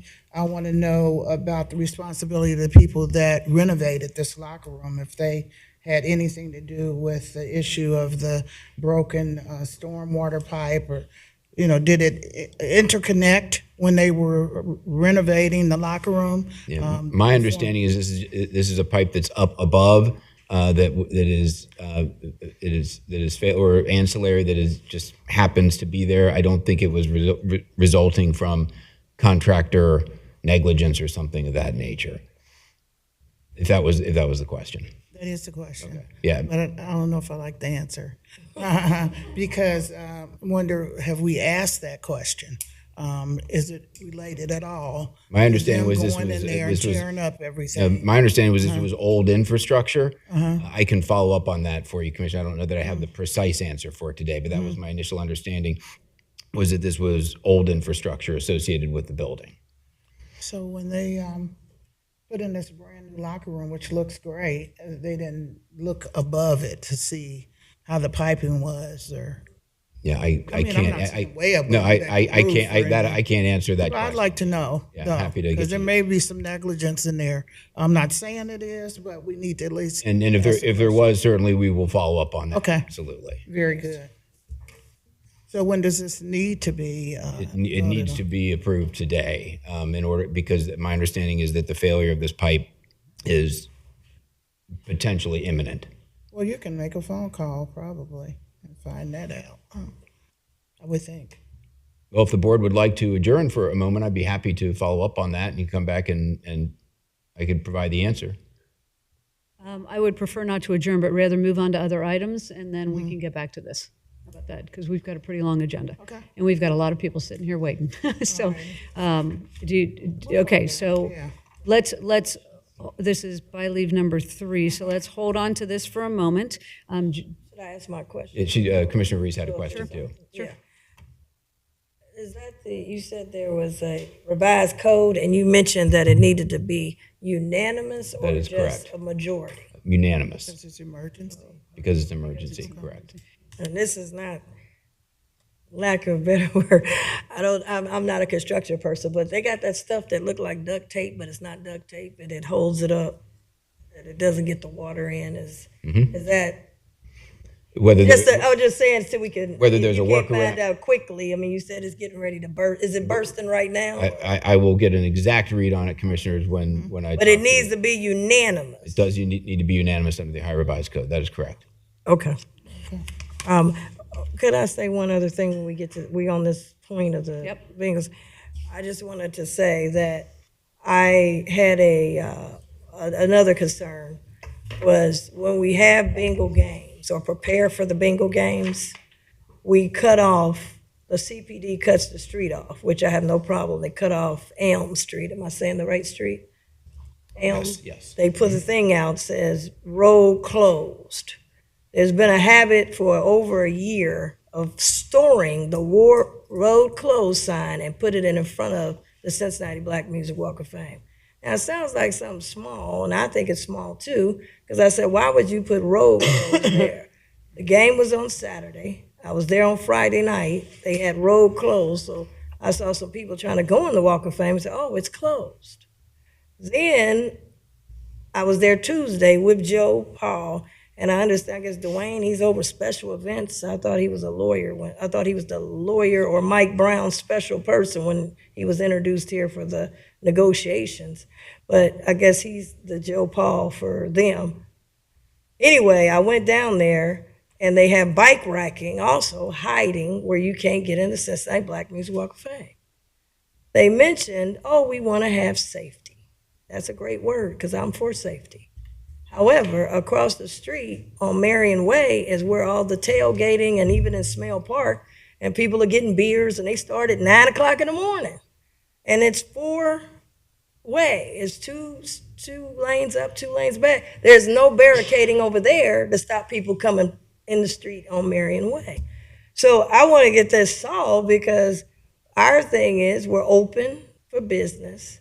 It's not a safety issue. And I'm hoping that this can get resolved because if we can't, either we partners or we ain't partners.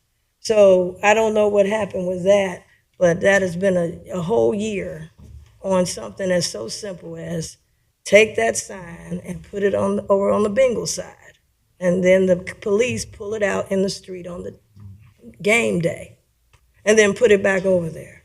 Take the bike rack and don't put it in front of the Walk of Fame. Take that one bike rack off so people can get in and out, like they're getting in and out on Smale Park. And they're in and out on the parking lot that we paid $30 million at their tailgate. So I didn't know we were gonna take a break to look at this, but I wanna put that on the calendar because you want me to run in here and do all this stuff, which if it's needed. But then when we asked for something as simple as that, they said they got to call Roger Goodell. And I don't think he controls the streets of Cincinnati or the Black Music Walk of Fame. So they're supposed to have an answer. So while you're on the phone, maybe you can get them to let us know where they at on that too. Thank you. Okay, so Jeff, we're going to move on to the regular agenda. I know Eric Beck has been waiting patiently in the back. So Eric, why don't you come forward and then we'll get to the by leave as soon as you've completed the call. Welcome. Good morning. Morning. I have, looks like 5 items today. Item number 1 is the award of a bid for the Sutton Road Improvement Project, which extends from Kellogg Avenue to the Mount Washington Corp line. We opened bids for this on July 10th. Our engineer's estimate was $4.8 million. The low bid was just under $4 million, so that's about 18% below our estimate, which was great. This project, I'm rather proud of that we got all kinds of additional funding for this. That $4 million out of the county engineer's permissive auto fund is only coming $275,029. We received a SORTA grant for $1,633,000. Waterworks is replacing their water main in conjunction with this project, and we appreciate them working with us so this could be done together. They have about $2 million worth of work, and Anderson Township, our good partners there, have contributed some money also. The estimated completion date of this project is August of next year. Item number 2 is a resolution for our 2025 thermoplastic and epoxy pavement striping program, phase 2. This is the resolution to allow us to put this out for bid. It's in various townships with a bid opening of September 25th, estimated cost of $216,000 out of the Road and Bridge Fund.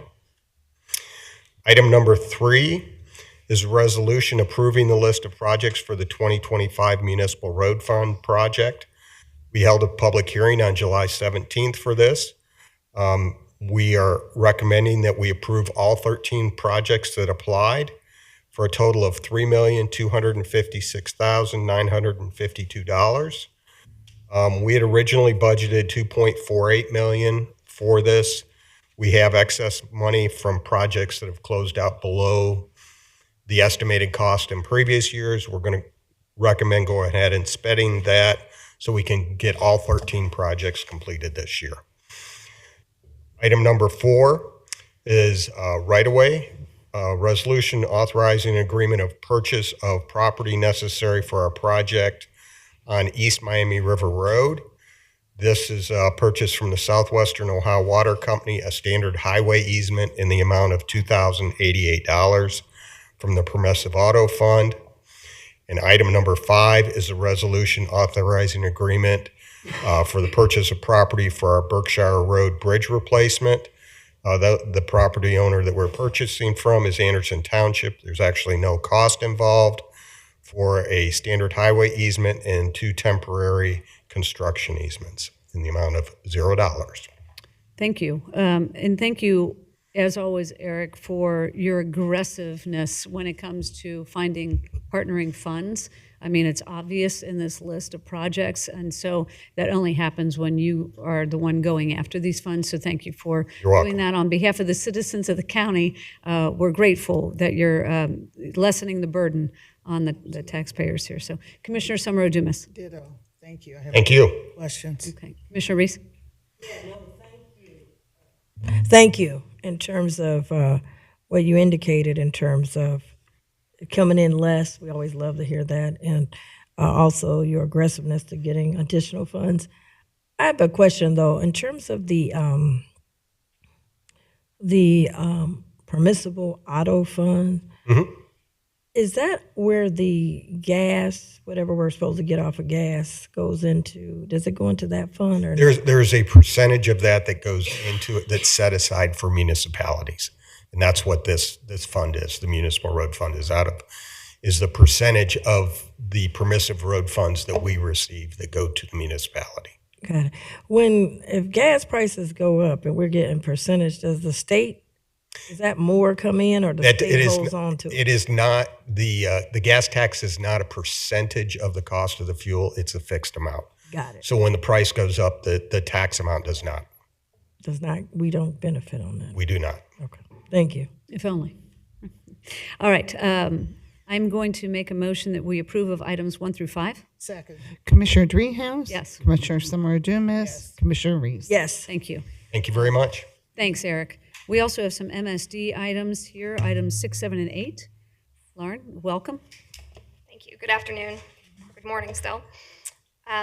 Yes, you're right. 3 items on the agenda, starting with item 6. This is legislation to appropriate additional construction funds for the Mill Creek Wastewater Treatment Plant High Rate Treatment Pump Station project. The board previously appropriated funding for an early work package for this project, but this current request is for the main work package for this progressive design build project. We are requesting $319,059,483. This project is a wet weather improvement plan, or WIP project, under MSD's consent decree. It's included in the county's approved Phase 2B plan. The project will work together with the diversion chamber project that was completed in 2022 and further prepare the plant for the future high rate treatment facility that will fulfill certain WIP requirements. The project will replace the current pump stations that were constructed in the 1950s and 80s. It will expand treatment capacity to 700 MGD to reduce the amount of overflows of untreated wastewater. The project also includes improvements to the plant's disinfection system and outfall that are a regulatory requirement associated with the most recent NPDES permit for the plant. It will also include site improvements, electrical system improvements, instrumentation and control improvements, odor control, utilities and other supporting systems, as well as integration with the remaining existing facilities at the plant. The construction phase funding needed in 2025 has increased to $319 million from the $269 million amount indicated in the approved 2025 CIP. The increase is primarily due to design development, an updated cost of work based on competitive bidding, and an increase in material and equipment costs due to escalation and, of course, tariffs. Ryan Welsh, Deputy Director Ryan Welsh, is with me here today to discuss that in further detail if you all have questions on that. Item 7, moving on, is legislation to cancel the Carpole, Honeywell, and East Kemper local sewer project. This project was petition initiated and intended to construct a new sewer in an area of Sharonville that is currently served by on-site systems. There have been several challenges with this project, such that both MSD and the majority of property owners are no longer supportive of it moving forward.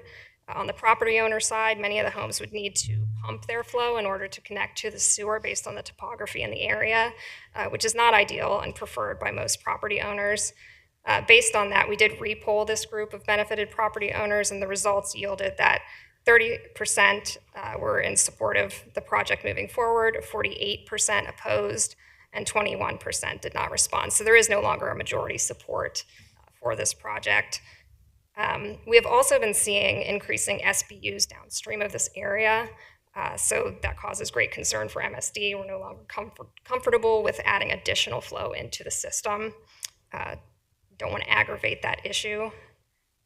Lastly, Hamilton County Public Health has advised that there are no nuisance conditions or failing systems in the area at this time. So at this point, we're requesting to formally cancel the project. And our last item on the agenda, item 8, is legislation to approve and fund construction of a sewer lateral for the home located at 10470 Pottinger Road, which is currently served by an on-site system. This project was petitioned for and is supported by the owner. We are requesting $45,073, but these funds will be reallocated from the HSTS elimination allowance that was approved with the CIP this year. So there aren't any additional funds requested with this legislation, just a reallocation within our budget. This is an assessment project, so the owner will be assessed up to $12,000 after construction is complete. And they can pay that up front or through their property taxes over 20 years. So. All right, thank you very much. I just have two quick things. The first one is related to item 6. I would like to see a breakdown of those increase in costs. I don't need it today, but if you could provide that, I just want to see what is having the largest impact on those increases. And then on item 7, understand why you are no longer moving forward with this, but I heard you talk about public health and that there is no nuisance currently, but I also heard you talk about SBUs downstream. And so I'm wondering if there will be an alternative at some point suggested for this area that is different from what we were pursuing to begin with. So again, I don't need those answers now, but I'm curious to know on both fronts. Commissioner Summer-Odumas. Thank you for your presentation. Item 6, I just had a comment. I guess you said it was originally $269 million and now $319, which is a $50 million increase. You mentioned tariffs. You mentioned increase in supplies. So it's really just a $50 million increase. That's a wake-up call for us as a board as we look at our own budget for 2026. But I don't see it getting any better as we look at projects. Hopefully, they won't go as much as this one, go up as much, but I know that treatment pump stations are pretty expensive. So, but thank you so much, appreciate it. Thank you. Commissioner Reese? No additional questions. Okay, I'm going to move that we approve of items 6 through 8. Second.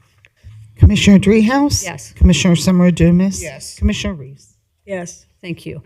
All right. Thank you all for being here. Appreciate it. Let's move on to the consent agenda. It looks like Holly Chrisman is going to walk us through that. Thank you, Commissioners. Yes, your consent agenda today includes, the first item is item number 9.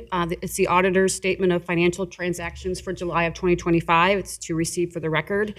Item 10 is a resolution amending the purchase sale agreement with Clippard Instruments. The board may recall a couple years ago, the board's entered into an agreement with Clippard to sell county-owned land out on East Miami River Road. This is just a simple amendment to extend the time by which construction is to start by roughly 18 months. So we're recommending that given delays with uncertainty in the market, slowdown in sales, and several family members retiring. All other components of the agreement will stay in effect, including the job retention and creation. This is just a delay in starting the project. Item 11 is a resolution defraying Memorial Day expenses for 2025 in the amount of $5,100. Item 12 is a resolution authorizing the county administrator to enter into a $140,000 grant agreement with Ohio Emergency Management Agency for the Congress-run flood mitigation project in the amount of $140,000. I want to thank Anson for his great work on this project. And I would let you do the whole thing, Holly, if it wasn't 50 items. He's being nice. We're on 13. Thanks, Holly. We're on 13? Yep. Item 13 is a budget adjustment. We have a couple of different budget adjustments here today. Item 13 is a budget adjustment and the amount of $1.225 million. This is for metal detector replacements here at the Todd Portune Center. There's a Veteran Services Commission grant for a van, and there is also some capital improvements at River City Correctional Facilities. Again, that's $1.225 million. Item 14 is a budget adjustment to close various engineer capital projects and return those residual balances to their funds. That's $3.19 million.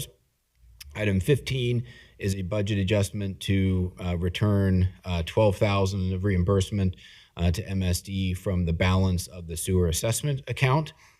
Item 16 are the bid awards and contracts from the purchasing department for the month of July in the amount of $3.76 million. Item 17 is a resolution to accept and authorize a then and now with Walt Sweeney Services for $1,098. This was due to an emergency transmission line repair in a vehicle.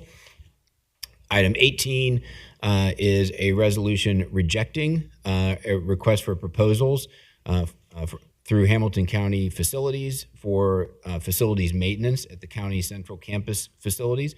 This rejects the bid in favor of county facilities continuing to or beginning to manage that facility on the county's behalf. Item 19, Commissioners, is a resolution of then and now with HR for $2,545 for a laptop purchase. Item 20, it authorizes an award of an RFP between the county and HomeWave LLC.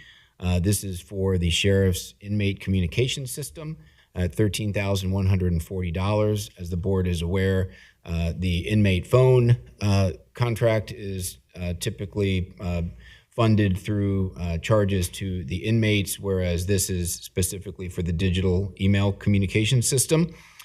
Item 21 is a credit card charge of $369. Item 22 is the execution of a then and now between the Clerk of Courts and Plains Moving and Storage and the UC College of Law for $37,239. This is for moving various documents out of storage into the courthouse and for student salaries to help out for the Help Center. Item 23, Commissioners, accepts one purchase order for county facilities at $1.037 million. This is for furniture for the central campus building. Item 24 is a resolution authorizing a then and now between the Hamilton County JFS with Hamilton County JFS and CDW government at $1,119. This is for Zoom licenses for child support enforcement staff to attend various hearings. Item 25, so we're halfway there, Commissioners. Item 25 is a resolution authorizing an invitation to bid with Knapp Heidi Truck and Equipment. This is for engineered dump truck bodies, $220,150. Item 26 is a resolution authorizing the purchase of 2 Dodge Durangos as replacements in the Sheriff's Office, $63,860. Item 27 is the purchase of a Ford utility as a replacement in the Sheriff's Office, $43,367. Item 28 is the execution of a then and now with Stadium Parking. This is our PFM payments for the year for their services, $49,125. Item 29 is a purchase order for seating parts at Paycor Stadium, $114,764. The next items, Commissioners, actually 30 through 34 are all economic development, economic impact grants. Item 30, and the board I know has heard these presentations previously, so these are just the contracts associated with these. I think the presentations were back in late April, but I'll just walk through them briefly. Item 30 is with the Village of Woodlawn for $160,000. Item 31 is with Forest Park for $500,000. Item 32 is with Springfield Township for $600,000. Item 33 is with Columbia Township for $226,950, and item 34 is with Colerain Township for $39,000. I'm not sure if Holly had said this earlier, but there was a previous grant, the Congress-run stormwater grant. I think that she was referencing Anson on that relates to the Springfield Township grant as well. So there's some big impactful projects here in this list. I know we have some community representatives and members who are here. So Commissioner, I will defer to you. I will continue with the with the by-leave agenda. If you want to recognize some of those folks later, just wanted to make sure you knew they were here. Item 35 is a resolution between Africa Fire Mission and Hamilton County through Environmental Services. This is the donation of personal protective equipment to firefighters in Africa. A really neat project there at $14,100. We have under human resources, we have an updated service agreement between HR and JFS to provide human resources services to Job and Family Services.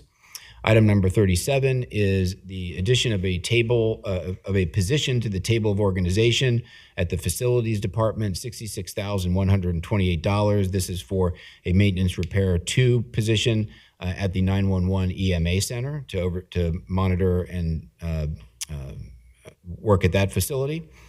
Item 38 is a resolution approving the tentative collective bargaining agreement between Hamilton County and the communications officers of Hamilton County, representing the comm officers, SERB case 2024 MED 10-1166. Then we get into some job and family services items. Item 39 is a renewal of an MOU with Mental Health Recovery and Services Board. This is for $4.877 million. Item 40 is an agreement with the United Way for the Youth Advisory Board, $109,000. Item 41 is a renewal with Easter Seals. This is for construction and hospitality training for SNAP-eligible consumers, $95,000. Item 42 is a renewal between the board and the Cincinnati Hamilton County Community Action Agency for various trainings for SNAP-eligible consumers as well, $122,230. Item 43 is a single source agreement between the county and Young Star Academy for residential treatment services, $100,000. Item 44 is an amendment with an agreement between the county and Bunker Hill Haven for Boys for group home services, $277,000. Item 45 is a renewal on behalf of between the county or between JFS and the Department of Economic Inclusion and Equity. This is for the operation of the Office of Family Voice. Item 46 is an amendment to a single source agreement with Hearn House for independent living services, $240,000. Item 47 is a renewal with NECO for independent living services, $100,000. Item 48 is a renewal of a single source agreement with DeMar Services for residential treatment services, $750,000.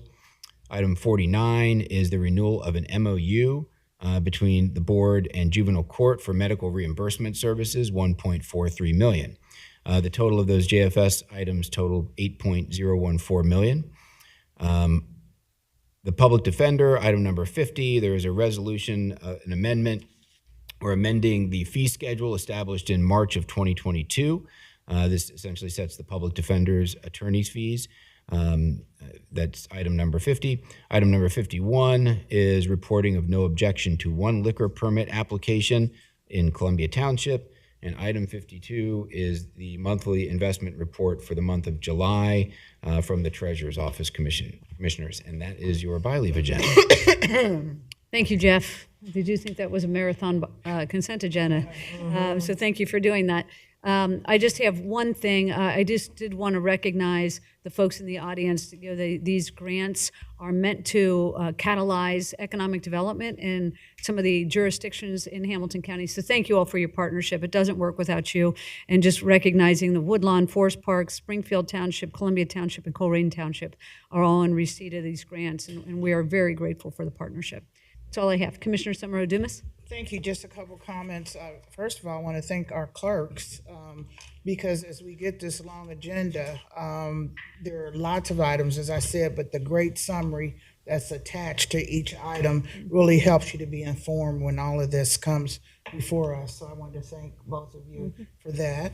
Don't be shocked, okay? But also item 18. Where we got bids for our campus, our new central campus. And so the bids were too high, and our facilities people, Joe and his facilities guys and girls, looked at it and said, this is too high. That facilities can take care of that new campus themselves. So I really want to thank facilities for looking at that and saying, forget about the bid, you know, it's just, we can work it. So I think we all need to look at that and not work harder, but work smarter. And I'm going to continue to bring up, and I know, Jeff, you probably don't want to hear this, but we'll be talking about our 2026 budget very soon. And we all need to look at how can we do things better and streamline things and see what we can do. You said do one. You do There's one. nothing more I would like to hear.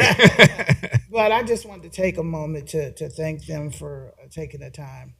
That's all. Thank you. Commissioner Reese. Yes, I would like to acknowledge as well the economic impact grants that are being voted on today. I think it's very important, and I'm happy to support the economic impacts because we can't let we're one Hamilton County, and we've got to make sure that all municipalities are helped. We can't just it can't be just downtown. We've got to help these other municipalities. They've got aging infrastructure, et cetera.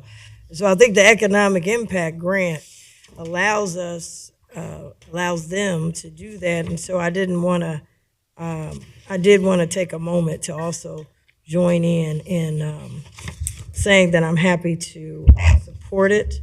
And the areas, I want to just say them again because we had 50 items. Village of Woodlawn, $160,000. We've got $500,000 for Forest Park. So I know both those mayors will be happy. We've got Springfield Township, $600,000. That's big, and they'll be happy. Columbia Township, $226,950 for Columbia Township. $226,950. I want to make sure they heard that. And then Colerain Township, we've done a lot in Colerain Township, and they've got a $39,000.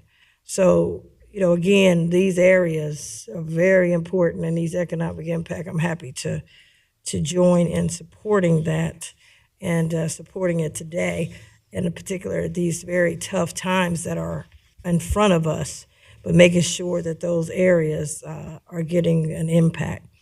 The other thing I had a question on was there's a position that's added to our facilities, to the table of. Correct.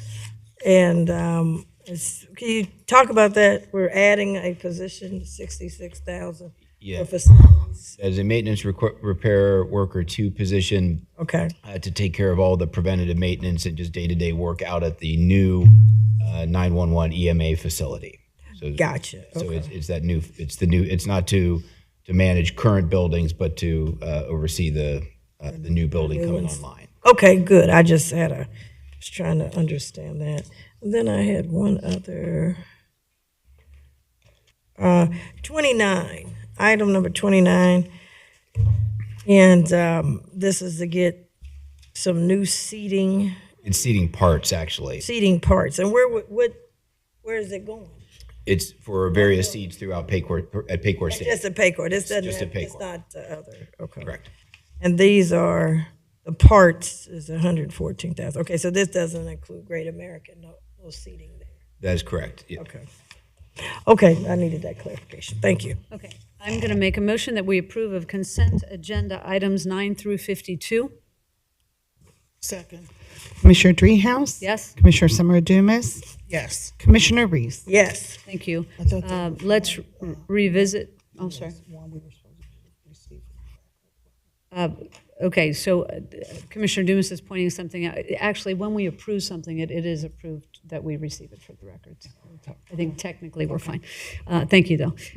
All right, let's revisit by leave number 3. Thank you, Commissioners. Yes, so by leave number 3, I talked with Joe Paul down at Stadia and Parking, and first and foremost, I heard from Joe that They're highly confident there was no contractor issues with this. The contractor doing the locker room was doing aesthetic type finishes and things. They were not up into the roof and doing infrastructure related work. They actually found leakage later on. The reason this came to their attention was they found leakage later on in an adjacent area that they then traced back and found that there was actually cracks, not where you would typically expect it, kind of at the connection points, but actually in the center of the pipe. And the pipe is continuing to leak, so they're managing that leak right now, but recognizing that it's going to fail more catastrophically. So that's how they found it. Cracking is actually in the center. As was indicated to Commissioner Reese's question, the solution for this, which they are expecting and hoping will be a permanent solution, is actually a sleeve wrap on the pipe itself, which is they do like the thermal seal of it. So that's how they're actually repairing this, repairing it in place, as opposed to having to go up into the roof and destroy everything and pay a lot more. So that is a little bit more detail on the piping. Thank you. Appreciate it.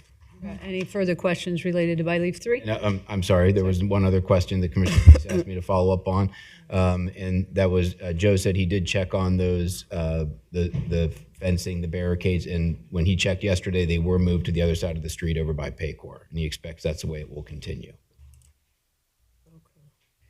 Well, I just didn't want him moving it. I moved it last time. No, he checked, and that's where it was. He didn't move it himself. The other guy said he had to check with the NFL. Right? I asked Joe about that. He said that he thinks what Dwayne was trying to say was he had to check with security, and that being security they're in-house, not with the NFL, but they're in-house folks. It was who he was checking with. Has he checked? Not just moved it. Has it been resolved? I understand. According to Joe, he said that was resolved. And then he went down to check on it the next day to make sure it had been moved, and it had been. Okay. My other question I just had in terms of the cost is how much is it on here to waive? $124,000. How did we come up with the cost if we? We had to get 3 quotes. Oh, you already got the quotes? Yes, they have to get the 3 quotes in order for that to happen. Yes. It's got to be unanimous, right? Correct. Okay. With no further ado, I'm going to make a motion that we approve of by leave number 3. Second. Commissioner Dreehouse? Yes. Commissioner Summer Dumas? Yes. Commissioner Reese? Yes. Thank you. All right. With nothing further in front of us, I'm going to make a motion to adjourn. Second. Commissioner Dreehouse? Yes. Commissioner Summer Dumas? Yes. Commissioner Reese? Yes.